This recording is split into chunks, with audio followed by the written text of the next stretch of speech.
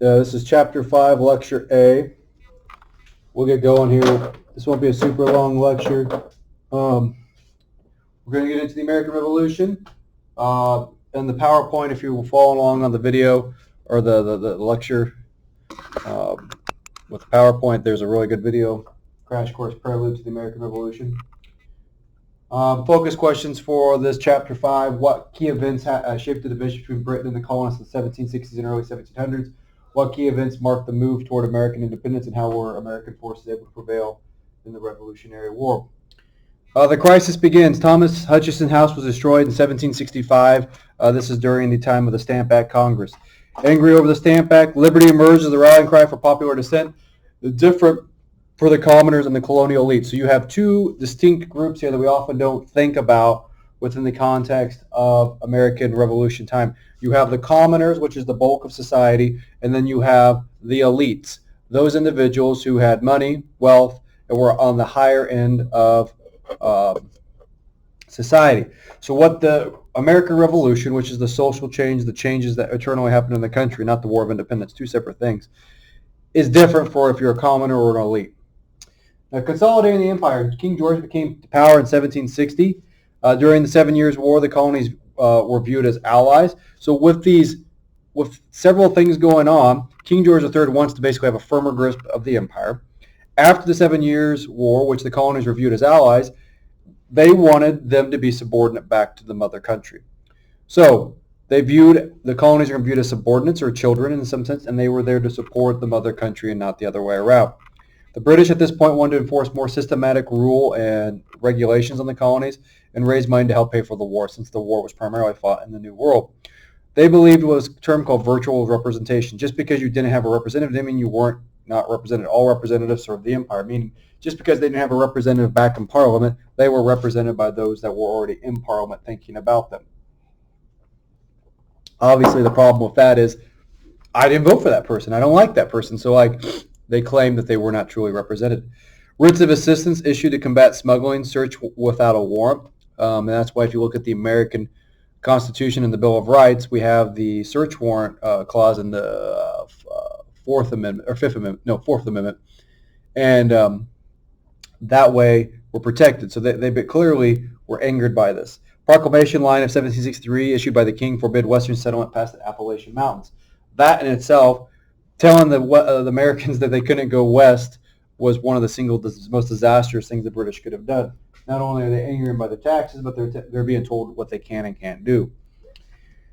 Now, taxation and representation. Those in the colonies viewed themselves as equals of the British, or the Britons at home, as did the other colonies in the British Empire. The British government did not see it that way. Parliament saw it as a system on equal parts in which different principles governed areas and as well as subject to the power of Parliament. To surrender the right to tax feared would send a powerful precedent across the empire and undermine all the power the British had really put around in the world. I'm out of order here. Oh, I forgot a slide. Taxing the colonies. So, in 1770, I got a little out of order here, sorry. So taxing the colonies, Sugar Act of 1664 reduced the existing tax on molasses imported and went after smuggling more, strengthened the admiralty courts. Also went after illegal paper money in the colonies. So going back to this idea that the colonists thought, they were inherently British, they needed to pay the tax. These acts that they actually do not necessarily cause a lot of taxation on individuals. It's mostly cracking down on the smuggling, where those that are going to be directly affected by this are those that are smuggling. The Stamp Act of 1765, effort to strengthen the long-established navigation acts. It was the first direct tax on the colonies went after produced paper products. This one has a little more profound thing, but if you didn't deal with paper, it really didn't affect you. Purpose was to cover the cost of keeping British troops in the colonies. The Sugar Act really only affected those near ports, and the Stamp Act only affected everyone involved with paper. This sent an outcry across the colonies from all levels of life, but the Stamp Act was the bigger of the two that really angered people, because most people use paper in some capacity. Now they had to have an official seal on it. Now, continuing on with the taxation and representation, the colonists viewed themselves as inherently British. And the British didn't see it this way, but when they brought these taxes in, you want to be British, then you're going to pay like British taxes. So you can't have it both ways. Some separated taxes between internal and external, taxes on trade and direct taxes. So some are going to say, well, the colony, that we can be taxed on the outside for exports and imports, but internally we can't, and vice versa. No taxing without representation became a rallying cry. Right to consent to taxation was a cornerstone of British freedom, they believed. Virginia's House of Burgesses met, and the Stamp Bankers Congress met in 1765 and agreed to boycott British goods. Now, liberty and resistance. Liberty Tree in Boston, a tree where effigies of stamped acts, distributors were hung. Committee of Correspondence communicated with other colonies to encourage opposition to the Sugar and Currency Acts. Crowds forced those chosen to force the acts to resign and destroyed shipments of stamps. Sons of Liberty will be formed. Sons of Liberty will be more famous for the role in the Boston Tea Party years later. The British government was stunned and retreated in 1766. British merchants didn't want to lose business, and they're going to what's going to be called the Declaratory Act, declare Parliament's power to tax and control the colonies, but they will essentially rescind most of these taxes or reduce them, meeting the colonists' demands. So in the mid-1760s, no, it's not a completely unified colonial resistance. There is anger definitely amongst the colonists over the taxes. And the British are going to tie it, and this is what they were kind of advertising, was to representation. Now that will change later as we move forward, and that's where the British are going to get baffled by the colonist beliefs. The regulators, backcountry tensions, group of wealthy residents of South Carolina's backcountry were known as the regulators, protested the underrepresentation of Western settlements in the colonies assembly and failure to create local governments that could deal out land. In North Carolina, small farmers mobilized and refused to pay taxes over corrupt authorities and the abuse of powers. Now, demanded the democratization of local government, meaning give power to the people. In 1771, the regulators would be suppressed by the colonialist militia in the Battle of Almansier. Colonial elites feared more opposition would unleash turmoil across the colonies. So you're going to have these regulators are going to resist taxation and this no representation at the local level. Now, it'll be put down at the Battle of Almansier, and the point of this is, what you're understanding is, this is going to be the first foray into resisting the tax and how things are set forth in the colonies. Though you had the Stamp Act Congress and the boycott, this is the first real, resistance militarily against the British, and this is going to set up, and this is often not heard about a lot, but it's going to set a precedent that's going to come later as the American Revolution and then the War of Independence kicks off. The road to revolution. Now, the Townshend Crisis. In 1767, government in London decided to pass a new set of taxes known as the Townshend Acts. Since the colonists suggested they didn't oppose taxes on trade regulation, these laws taxed trade and cracked down on smuggling, though the British government said, okay, what you've been arguing, this doesn't violate that. Colonists were more slowly to oppose these acts, but in 1768, several reimposed the ban on importing British goods. Boycott began in Boston, focused on American-made goods. Note most of the trouble in the colonies centers once again around Boston. This is going to be a continuing theme as we go through. The boycott made it an easy escape for the rich who were needed to cut back on luxury items without losing face. So a lot of these rich people in Boston or the colonies needed to cut back on their importation, and this, we support the boycott. Yeah. Well, they just need to cut their expenditures.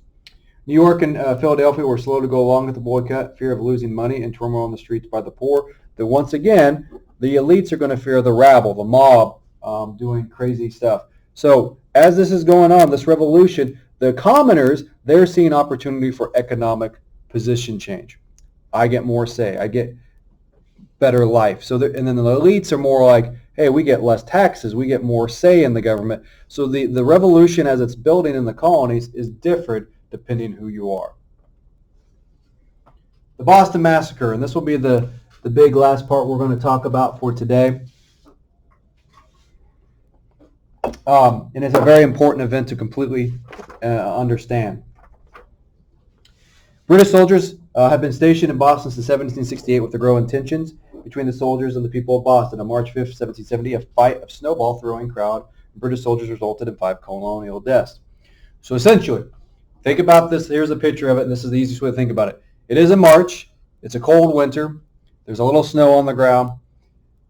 The mob, this group of people go down to the local bar. They get drunk. They've had whiskey. They've had alcohol. They are hot. They are furious. They're mad about what's going on. They've been put into a frenzy. They go to the tax collector's house. The British soldiers are there tasked to protect the tax collector. They're at arm's length away from this mob that is hot and ready for action. This group starts throwing ice pellets, probably very painful, at the British soldiers. These soldiers are drawn and ready. One gets hit, accidentally shoots, creates, everyone else shoots, thus resulting in 5 colonists' deaths. This is pretty accurate about what we know a lot about it is. Boas obviously dramatizing the colonies to say the British killed these 5 individuals. Crispus Attucks, a sailor of mixed blood, was one of the victims. John Adams defended the commanding officer, and 8 men were put on trial, and they will be found innocent. They viewed lower class actions as a dangerous method. And so basically what will be, these people will be acquitted, most of them. Paul Revere stirred up indignation against the British and inaccurate but widely circulated print of the Boston Massacre, and you'll see it often. I don't know if I have it on here. Yeah, this print right here, if you look on the slideshow, it is highly inaccurate. It puts it as the British are slaughtering the individual, and that's not the way it was. 7 will be found not guilty. 2 will be put up on manslaughter, but I think they will be eventually released. Merchants' profits shriveled, and many elites in the colonies wanted British goods. British merchants pressed for and got to repeal the Townshend Acts or duties. Only a tax on tea was on tea and removed troops from the Boston area. So the Boston Massacre is a disaster for the British, but it's also not something that the colonial elites really liked, because it really wasn't a revolt or massacre in any context. Basically, it was just a mob crowd that got angry about the taxes, got drunk, and caused a fight, or went down and caused a problem. So like I said, like people like John Adams and the upper class and Jefferson and Washington and those, they would not have really been behind this massacre or the mob, because it was considered uncivilized how they acted. So as we get into the next part of the next lecture, we'll talk about the post Boston Massacre and the changing idea of freedom and liberty in the colonies and what ultimately led to the American War of Independence.